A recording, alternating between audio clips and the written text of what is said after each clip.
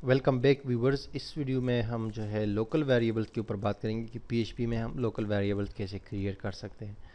एक वही जो है पेज को मैंने जो है पेज का डुप्लीकेट बनाया है, उसको मैंने पीएचपी लोकल वेरिएबल्स का नाम दिया है और बेसिक स्ट्रक्चर मौजूद है। पीएचपी का भी जो वो है ब्लॉक है वो भी मौजूद है, ठीक है जी। और ये जो फाइल्स है इन सबको मैं वन बाय वन सेव करूँगा ताकि फिर कोर्स के साथ आपको मैं ये प्रोजेक्ट फाइल्स भी दे दूँ और इससे भी आपको फिर आगे प्रैक्टिस में आसानी हो।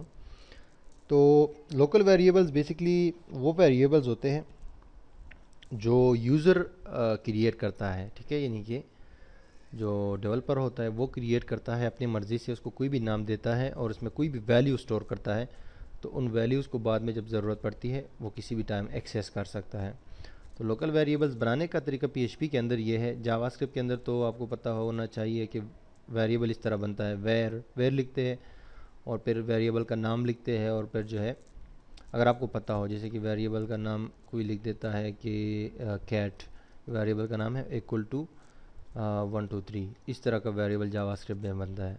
और प्रोग्रामिंग लैंग्वेजेस में भी डिफरेंट तरह के बनते हैं, लेकिन पीएचपी के अंदर वेरिएबल लोकल जो वेरिएबल होता है यूज़र डिफाइंड वेरिएबल, जिसको कोई भी नाम आप दे सकते हैं अपनी मर्ज़ी से और कोई भी वैल्यू असाइन कर सकते हैं। तो वो इस तरह लिखा है, डॉलर के साइन के साथ स्टार्ट होता है, ठीक है जी। डॉलर के साइन के साथ जैसे कि मैं लिखता हूँ कि टेक्स्ट डॉलर, टेक्स्ट मेरी मर्ज़ी है, मैंने ये दे दिया। तो वेरिएबल जो लोकल वेरिएबल को लोग नाम असाइन करते हैं वो डिफरेंट काइंड के दे सकते हैं अपने ज़रूरियात के मुताबिक और अपनी स्क्रिप्ट और एप्लीकेशन के मुताबिक। और ये एक बात है कि आप वेरिएबल को नाम जो है नंबर से नहीं दे, नंबर से स्टार्ट नहीं कर सकते। 1 2 3 इस तरह का नंबर से आप नाम नहीं दे सकते।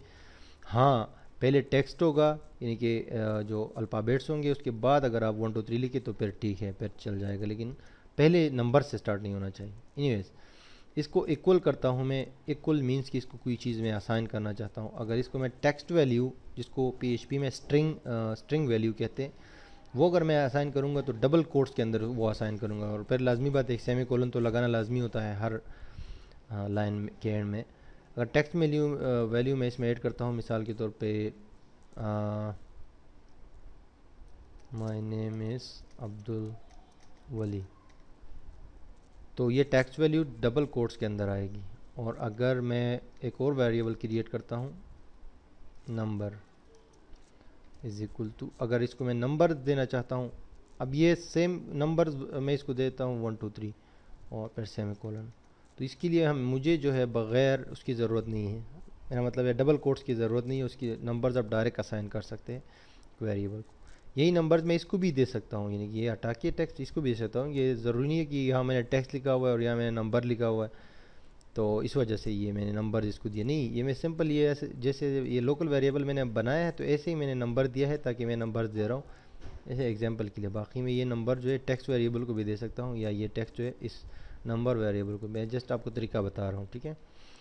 तो अब जो है अगर मैं इन वेरिएबल्स को डिस्प्ले करना चाहता हूँ तो यानी मैं पेज पे डिस्प्ले करना चाहता हूँ, तो अगर मैं इसको डिस्प्ले करूँगा तो ये टेक्स्ट को मैं डिस्प्ले करूँगा, इसको इको करूँगा बेसिकली, और या इसको इको करूँगा, लेकिन डिस्प्ले पेज पे ये डेटा होगा जो इसके अंदर स्टोर है, ठीक है जी। ये ज़हन में रखिएगा बात। मैं इको करता हूँ डॉलर अंडरस्कोर टेक्स्ट को, सॉरी टेक्स्ट को, ठीक है जी। अब पहले हम इको करते थे, जब इको करते थे इस तरह का टेक्स्ट तो डबल कोट्स लिखते थे, उसमें जो है हम टेक्स्ट को इको करते थे, लेकिन अब हमें ज़रूरत नहीं है कि हम डायरेक्ट वेरिएबल जो है हम डायरेक्टली जो है वो इको कर सकते हैं। इको लिखेंगे और फिर वेरिएबल का नाम लिखेंगे, वो इको हो जाएगा और एंड में ये एक सेमी कोलन देंगे। सेमी कोलन देना तो हर जगह पे ज़रूरी है। तो अब जो है ये माय नेम इज़ अब्दुल वली ये आ जाएगा। हम वापस जाते हैं अपना फोल्डर पे और यहाँ पर हमारे पास PHP variables.php का ये पेज है जो मैंने सेव किया हुआ है। ये पेज मैंने variables.php के नाम से सेव किया। क्लिक करता हूँ तो यहाँ पर आप देख सकते हैं माय नेम इज़ अब्दुल वली, ये हमने एको किया है इसको। अब यहाँ पर मैं एक BR का टैग अगर ऐड कर दूँ इस टेक्स्ट की वेरिएबल में और फिर मैं यहाँ पर डिफरेंटली एको करूँ नंबर के वेरिएबल को, कंट्रोल S करके सेव करता हूँ,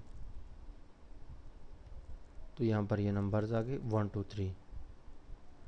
अब अगर मैं चाहूँ कि मैं दोनों को एक साथ वो कर लूँ, मतलब है कि एक ही इको के स्टेटमेंट में दोनों वेरिएबल्स को एक ही इको स्टेटमेंट की मदद से डिस्प्ले कर दूँ, तो वेरी सिंपल वो जो है आपका ना है पॉसिबल है। जस्ट एक थोड़ा सा मैं स्पेस दूंगा और फिर जो है वही सेमीकोलन और नंबर, यानी कि दोनों को कैटेनेट कर दूंगा। पेज को रिफ्रेश कर दूंगा तो वही रिजल्ट है, यानी कि वो भी डिस्प्ले हो गई, ये भी डिस्प्ले हो गया, दोनों वेरिएबल डिस्प्ले हो गए। और उसको मैंने BR दिया हुआ है, तो ये जो है ये 1 2 3 जो है ये नीचे आ गया। इसको मैं किसी भी मुकाम पे इसका जो डेटा है वो मैं चेंज कर सकता हूँ और उसका भी चेंज कर सकता हूँ। यहाँ पर जो है रिज़ल्ट इसका चेंज होता जाएगा, हमें सिर्फ वेरिएबल चेंज करने हैं। देखिए अभी 45 55 हो गया नंबर और टेक्स्ट वही है। तो बेसिकली ये लोकल वेरिएबल्स बड़े इंपॉर्टेंट होते हैं PHP के अंदर। अब एक लोकल वेरिएबल को आप लोकल वेरिएबल भी असाइन कर सकते हैं। मिसाल के तौर पे मैंने एक नंबर 2 मैंने वेरिएबल्स बनाए, ठीक है जी, नंबर 1 और नंबर 2, और इसको मैंने इक्वल कर दिया 333 को। अब मैं नीचे क्या करता हूँ, number is equal to number 1 और plus number 2,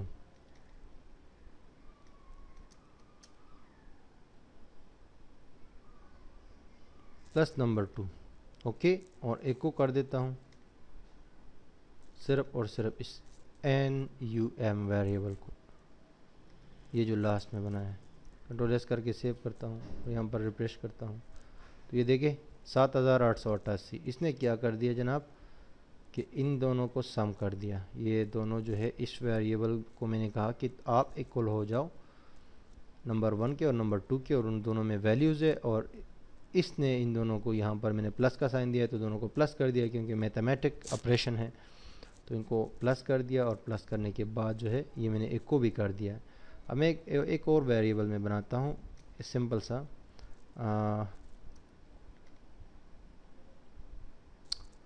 all is equal to, मैं इसको कर देता हूँ नंबर,